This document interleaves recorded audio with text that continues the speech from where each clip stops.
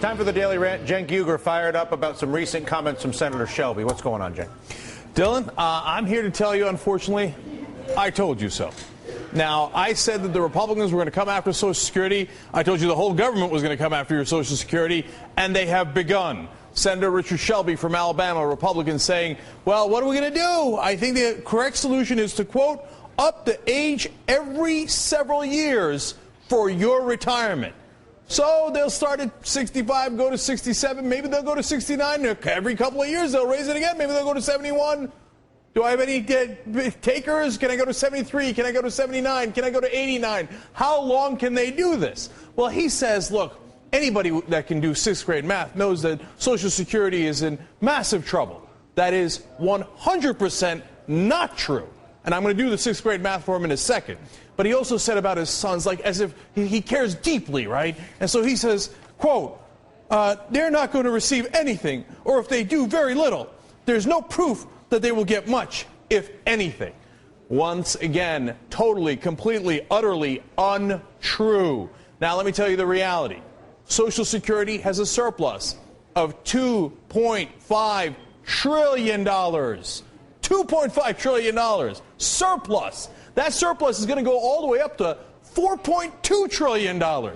They say, oh, no, but, you know, it's just a bunch of IOUs, and we're not going to be able to pay it because we already spent the money on the wars and on tax cuts for the rich.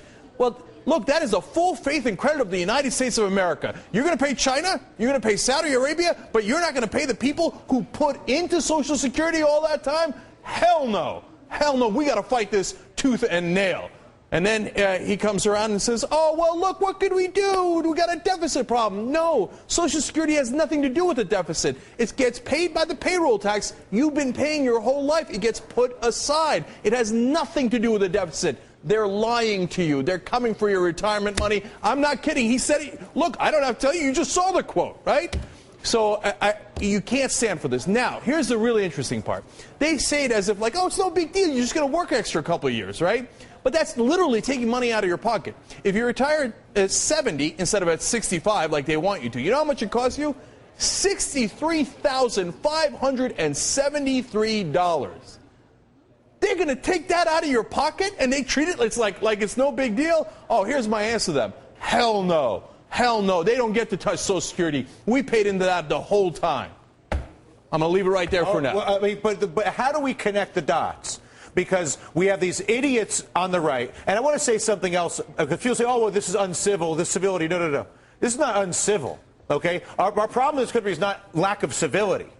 Our problem in this country is a lack of the courage to actually address the actual problems that we have with a corrupt banking system, corrupt tax code, corrupt healthcare system, and a corrupt trade relationship that has created the deficits. And then they come out, as the Republicans did today, going after food for poor people and Social Security. And the only barrier that I see to being able to prevent any of this is the American people's ability to connect the dots between the borrowed money for tax cuts for the rich and the middle class so that Obama and the Republicans could keep their jobs, the subsidies for the banks so that Obama and the politicians could keep their jobs, the special deals with the health insurance companies and the drug companies so that Obama and the Republicans could keep their jobs, or the ongoing refusal, as they just did last week, to call China a currency manipulator and deal with the corrupt trade, as the Treasury Department, Obama's Treasury Secretary, just did in the past few days, so that Obama and the Republicans can keep their jobs.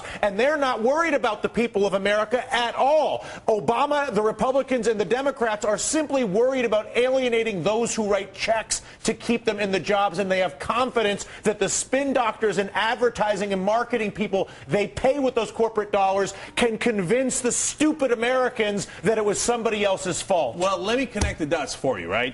They cut $800 billion in taxes. Half of those go to the top 2%, right? Yes. So then they say, oh, well, we're out of money. We're out of money. How do we connect so the dots? You know what they do? They got to get the money somewhere. Yes. Where do they get the money? They get it from the middle class. They already paid it into Social Security, so they go to rob the middle class to pay the rich. That's how it works. It's time for a serious conversation in this country, and I don't see anybody in leadership of either party that is remotely close to doing it.